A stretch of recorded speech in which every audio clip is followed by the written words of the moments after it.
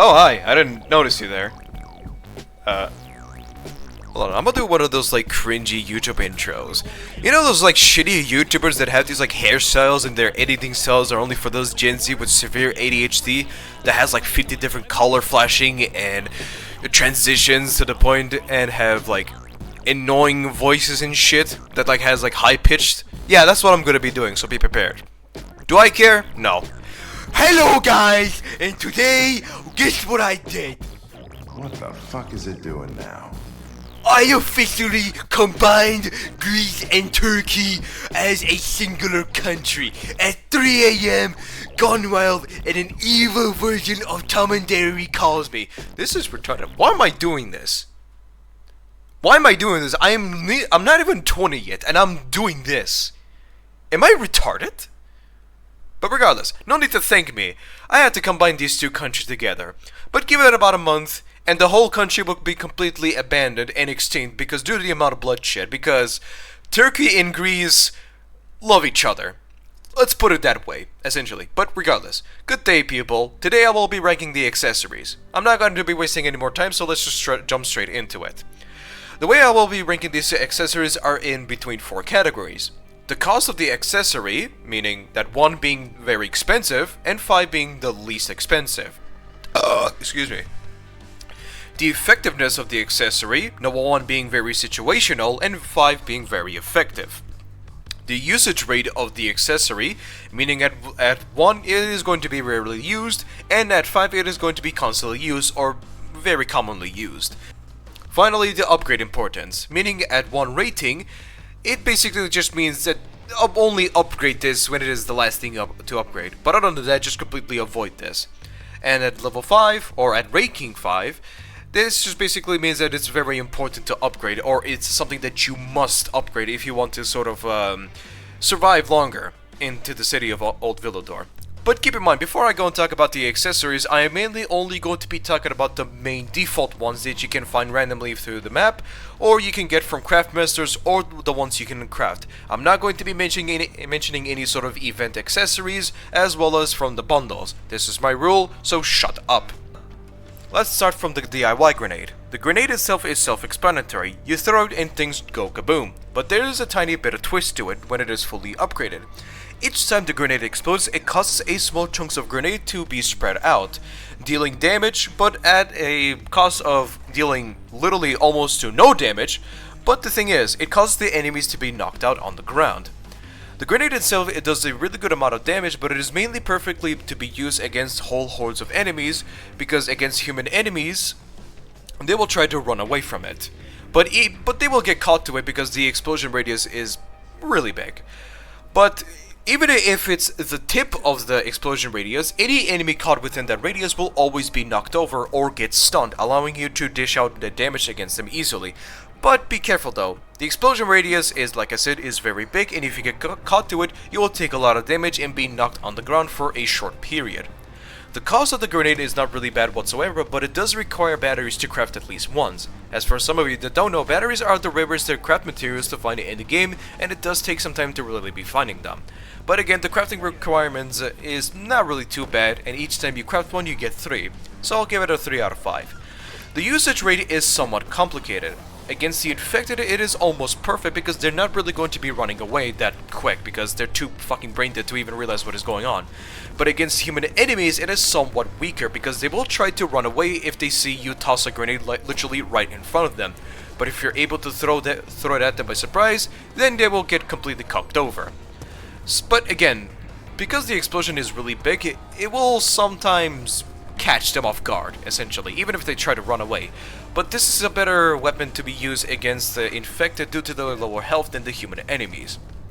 So it gets a 3 out of 5. The effectiveness is pretty good. Against infected due to their lower health, they will either get instantly killed by one singular grenade, or have literally almost 0 health whatsoever, and a gust of wind is enough to literally just knock them over. But like I said, against human enemies it is somewhat weaker because of their higher health, and being able to run away, so it does somewhat make it weaker, but it's still a solid accessory nonetheless. Another solid 3 out of 5.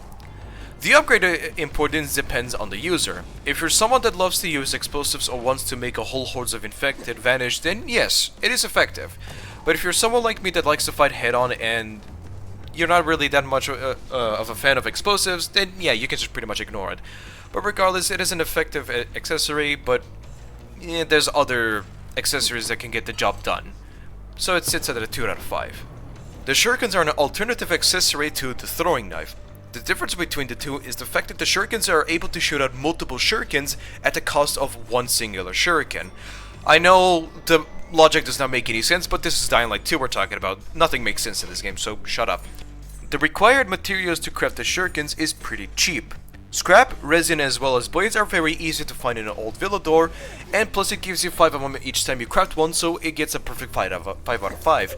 The materials that you need to find are not really particularly difficult to find, so you're not really going to be having trouble, you know, running out, essentially. The usage rate is pretty solid, as it can be used both against infected as well as human enemies, because of their capability of hitting multiple targets as well as stunning them much more frequently. However, if you're constantly spamming this against human enemies, they will try to dodge it away.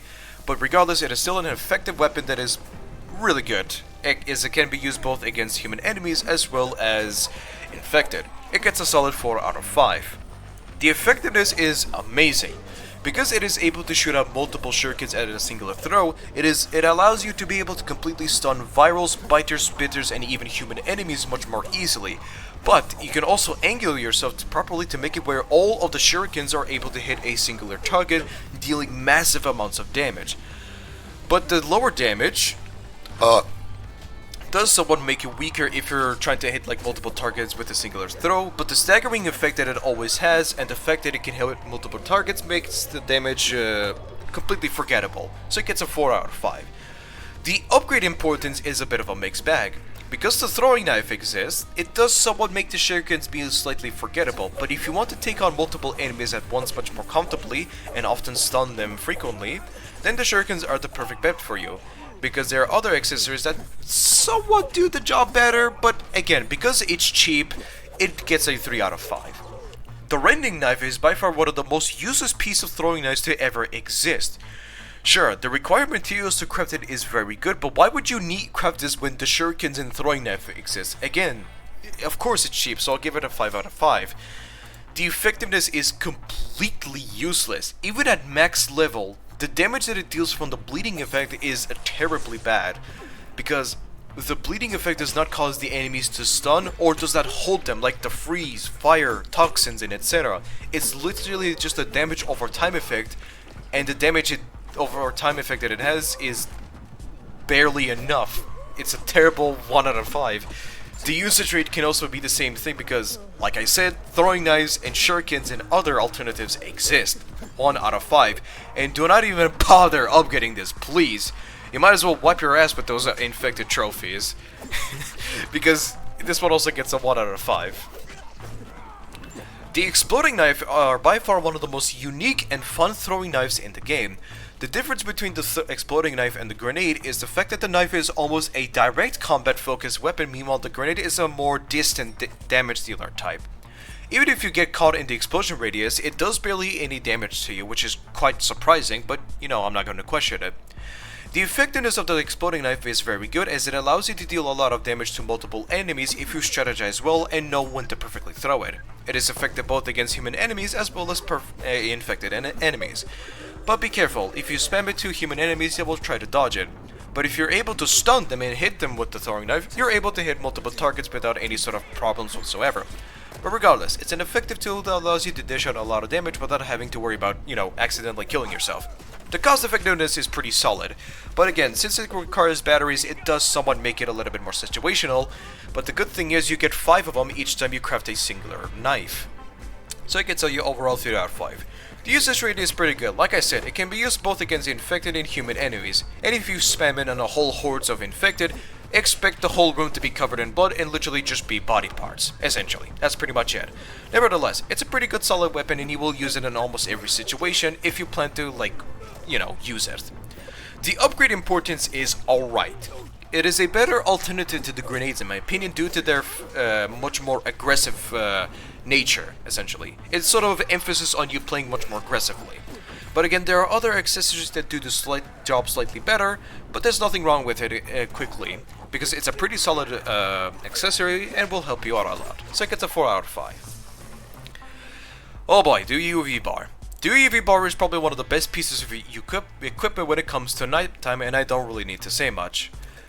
Anyway, firstly, you can instantly stun volatiles, virals, and just chill in the UV light, and be protected by them. Even if they grab you inappropriately, you can whip out the get out of jail free card and tell them to get the fuck away from you. The effectiveness is a 5 out of 5.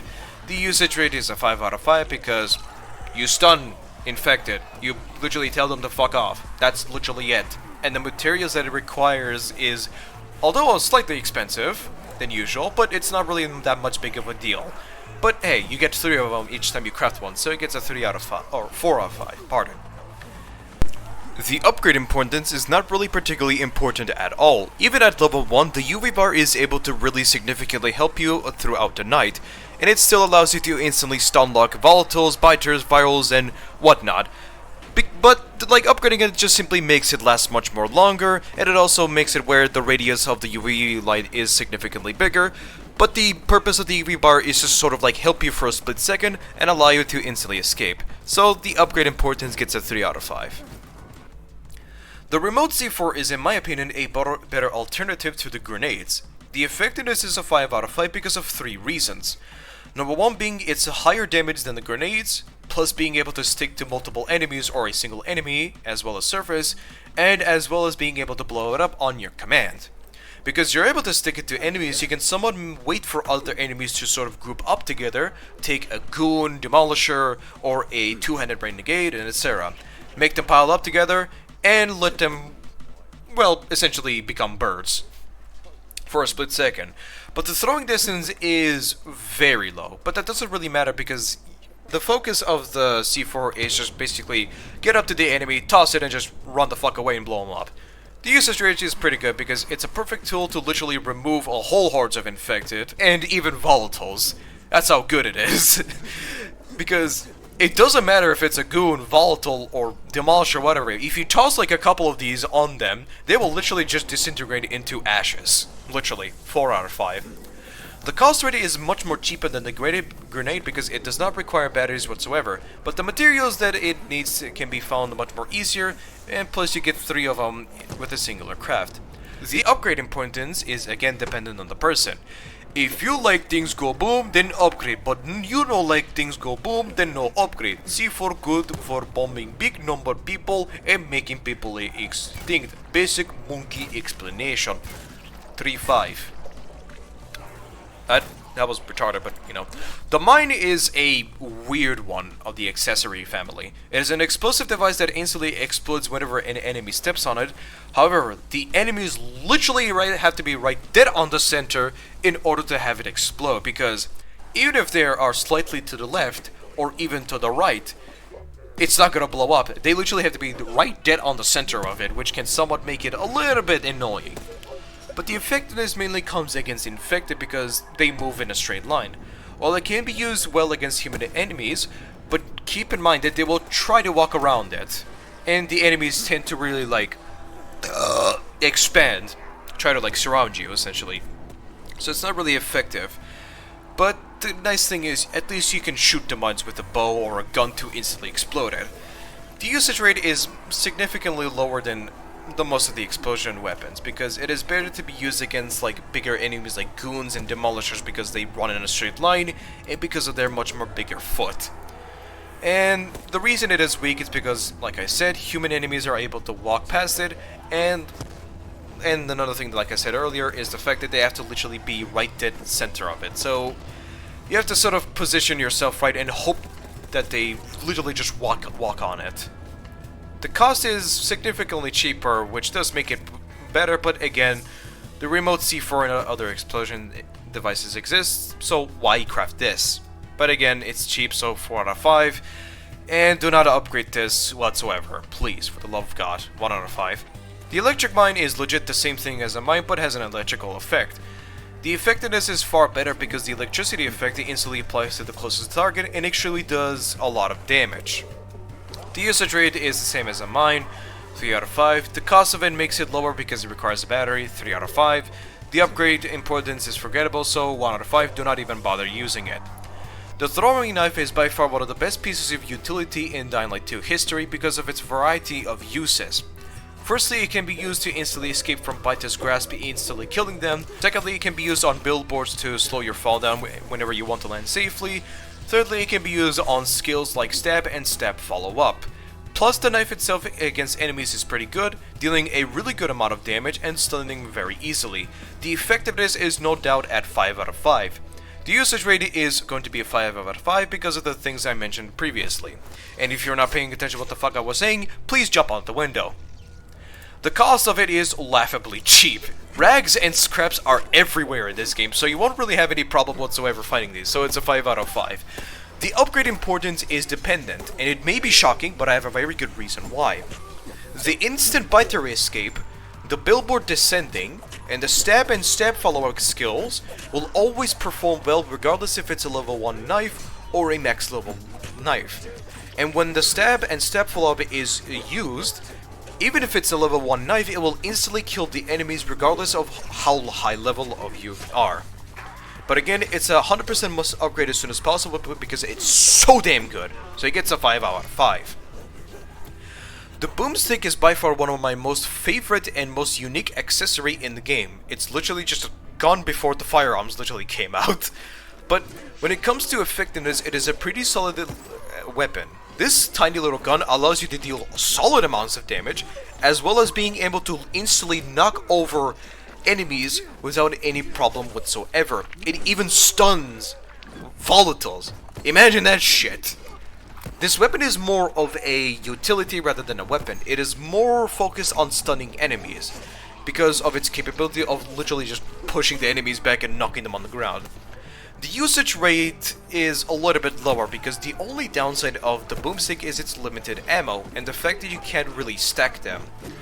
Although it can be used against infected and human enemies, this weapon is far more better to be used against human enemies because it is able to instantly stop charging enemies, blocking enemies, or push back multiple enemies if you're in a position where you're not really comfortable fighting multiple at one. But it is still against the infected if you want to push them back, but it's not really good against them, but it gets a 3 out of 5. The cost is where it is my biggest problem. Sure, scrap is really to find in this game, but 100 scrap is a little bit too much. You might as well take away my speaking privileges at this point, but as much as I love this weapon so much, 100 scraps for 5 shots is very expensive, so I'm gonna have to sadly give it a 1 out of 5. The upgrade importance is sadly low. Like I said, as much as I love this little gun, but the cost and as well as other accessories existing, I'm going to have to sadly give it a 1 out of 5. I'm sorry. The Boomstick is a great weapon, but the problem is it's too expensive and it only has 5 shots, and the fact you can't really stack up ammo, which makes it somewhat weak. But it's not a bad accessory nonetheless. The Molotov is an incredibly perfect piece of utility for stun locking groups of enemies. The overall effectiveness gets a 4 out of 5 because I have a very good reason why it's a 4 out of 5, because of its capability of instant stunning enemies with the fire effect. However, the instant explosion damage that it has on max level sounds good on paper, but even when you're literally 1 centimeter away from that explosion radius, it will literally kill Aiden regardless of how much health he has or how much armor he has. Even if you're at the tip of the explosion, it will kill you. The usage rate is a 5 out of 5 because it's literally perfect for every situation. Just toss these fucking things around and watch the whole world burn down. Just be careful not to kill yourself, for the love of God. And the cost rate is pretty much forgettable because it's pretty cheap, so 5 out of 5. The upgrade importance is where I will give it a 3 out of 5, because even at level 1, it is an amazing utility for holding an enemy at their place, basically stunning them for a few seconds. So if you want to hold an enemy for a short period, there you go. You can just toss it and just, deal with other shits. But because of its instant explosion that will instantly kill you in certain situations, it can cook you over more than helping. So be careful of that one. But again, it gets a 3 out of 5. The Decoy is a firecracker that distracts enemies. That's it. The effectiveness is a 2 out of 5. It is useless against human enemies because they will literally turn around more often when they are distracted, but they're more effective against infected. Just make sure they don't spot you. Usage rate is a 1 out of 5 because why use this when you have Kaboom in your pocket or a fucking weapon that can slice shit into pieces? Like, why? And don't even bother upgrading this. The Lockpick is a Lockpick that allows you to open doors and chests that are like, why am I even talking about this? Why? The Infected is a 5 out of 5 because it allows you to open locked doors. You're literally using this every time. It's a 5 out of 5. It's cheap as well. You might be saying, well, should I be upgrading this? No! I mean, wait, no. I forgot. The Lockpick has a feature where at max level you're able to instantly open locked doors without having to do the little lockpicking minigame, but at the cost of eating up much more lockpicks from your inventory. The lowest one being costing 2 lockpicks and the highest one being costing 5 lockpicks. And for the love of God, do not use this feature because it's not instant, and even if it gets slightly touched by your uncle in the basement, it will cancel the process entirely. The lockpick durability at max level is enough to the point where a disabled monkey is able to open a door without any probable issue. There it is. 2 out of 5. The Infected Blade is more of a meme accessory than a real equipment. This allows you to turn humans into virals within a few seconds. This is somewhat fine if you plan on distracting renegades or if you want to watch people fight their friends that they just recently turned into affected before their own very eyes like a complete dickhead you are. But it's a 3 out of 5. The usage rate is a 1 out of 5 because I legit tend to forget that this thing even exists, and I'm not sure if this also applies to everyone else. The cost is, okay. Medium trophies are really not hard to find, but you shouldn't really be crafting these because you're better off spending the medium trophies and upgrade other stuff, or level up your legend level, so it gets a 2 out of 5. So you can't really upgrade this, so it gets a 0 out of 5, so go fuck yourself. NERD! The Shrapnel Trap is a remote C4, but way worse, even though it's literally modeled like a mine for some reason. It deals less damage than the remote C4, it is able to kill you significantly more than the C4 itself, and the elemental effect that it applies is completely useless. The effectiveness of it is the same as Joe Biden trying to concentrate and remain awake, so it's a 1 out of 5. The usage rate is 1 out of 5. Please just use anything else besides this, for the love of God, dude. The cost rate is the only good thing, so it gets a 3 out of 5. Do not even try to upgrade this, 1 out of 5. The Sedating Knife is a Bloody Ties exclusive knife that one-shots bolters. Wow. I'm legit going to give a 1 out of 5 in every category. Fight me. Why would you be using this when guns, bows, crossbows, grappling hooks, knives, and so on exist? Here's the thing, if it made the other infected actually genuinely fall asleep, then it could have been usable, but no, it just tickles the infected but only make the bolters fall asleep. That's it. That's literally it. Finally on the list are the meat bait. You get the meat bait for, that sounds very wrong. You get this for free each time you loot a bolter. It's literally a decoy for infected only. It does not spawn biters or virals out of nowhere, regardless of where you throw it. And I'm gonna have to give it a 1 out of 5 on each category. But hey, at least you get it for free and you can do shit like this. Oh yeah, I forgot. Did you guys know that there's a Gulden Coin existing in the game? Yeah, the Gulden Coin is simply a decoy that works both against human enemies and as well as the infected. Unlike the firecrackers, they activate instantly as soon as they hit the ground, distracting literally almost anything. You can practically find these anywhere on the map, mostly on vending machines and as well as train tickets. So, they're not really hard to find. Unlike the firecrackers, you practically just get them for free, and you're also able to sell them in a high quantity because you either get 1 coin or you get at least 7 from a vending machine. So these are somewhat okay for new players if you're planning on, like, you know, distracting enemies much more easily and as well as selling them because they do somewhat make it for good income. But other than that, the effectiveness is at a 2 out of 5 because if it only works against a singular enemy, then it would have been sitting at 1 out of 5. But because it also functions against every single enemy type, then it's going to be getting a 2 out of 5. I'm not really going to be giving a ranking on upgrade importance as well as the cost, because you just practically get them for free. But the usage rate is at a sad of 1 out of 5. They're mostly for newer players that are trying to like understand the mechanics of the game, and when they're not like really comfortable. Like, you can still use them if you're planning on doing like a sneak attack against an enemy, but you're better off you're using something else. But again, it's a nice little feature. But that is practically all I have to offer so far, gentlemen. Do you agree with this list, or do you wish me to get hit by a train traveling at a speed of 5 km per hour? Now, if you excuse me, I'm going to take my lovely table for a night walk. Goodbye, and please toss yourself in a furnace. Have a good day, people.